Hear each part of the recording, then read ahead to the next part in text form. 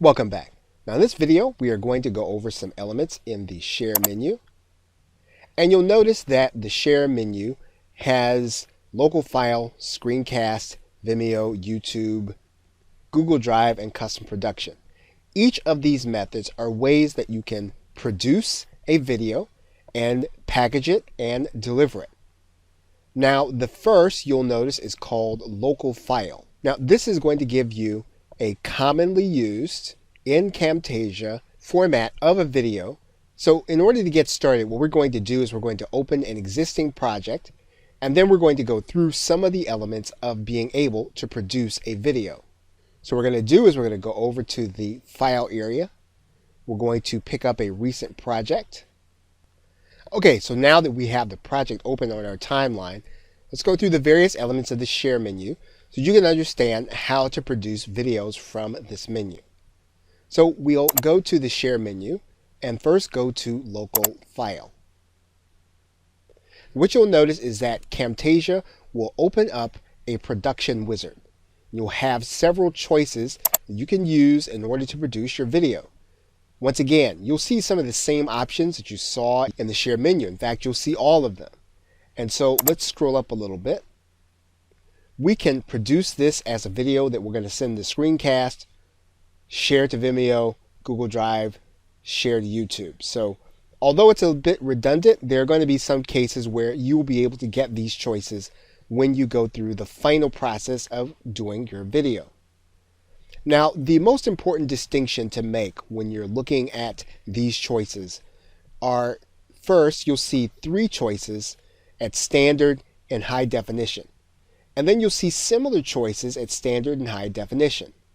Now, the first set of choices means that you'll be producing an MP4 file. And that file used to upload to various services, various video sharing, and it's a commonly used format. Now you can also get the same MP4 file, but you can also deliver it with a smart player. And you can use a smart player when you have features in your video that you produced in Camtasia, such as interactive hotspots or quizzes or surveys. Any of those features will make it necessary for you to produce your video in the smart player format in order to get all of the features that you have delivered. So what we're going to do is we're going to produce this video at high definition to produce an MP4 file. And we're going to click Next.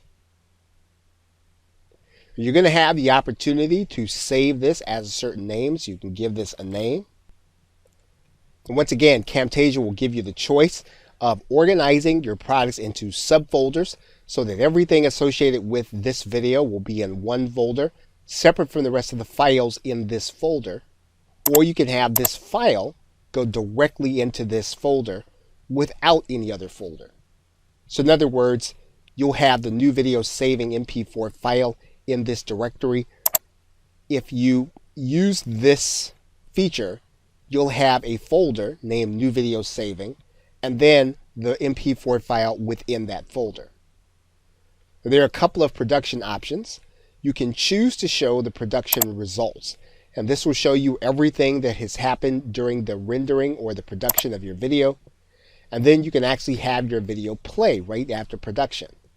Whatever your preference is with respect to these two choices, you can use them. Okay, so what we're going to do is we're going to go ahead and produce this local file, and we're going to click Finish. And then our video will start to produce.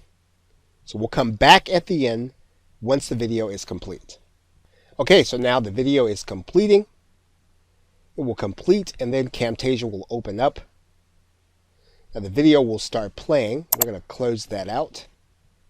You're going to notice that you're going to have all of the production elements in front of you. You'll be able to open the production folder. That'll tell you where your video will be. And as we suggested, you're going to have this new folder. And what we can do is we can take everything that we used in order to create this video to create a production preset, so that all we have to do is just reproduce the drop-down element to do exactly what we did this time with this video.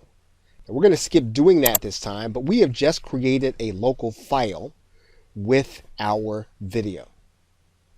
Once we click Finish, this window is actually going to go away, and then you'll have the editing screen again.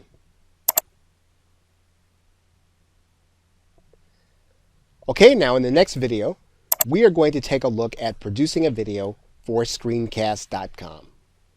With that, thanks, and I will see you in another video.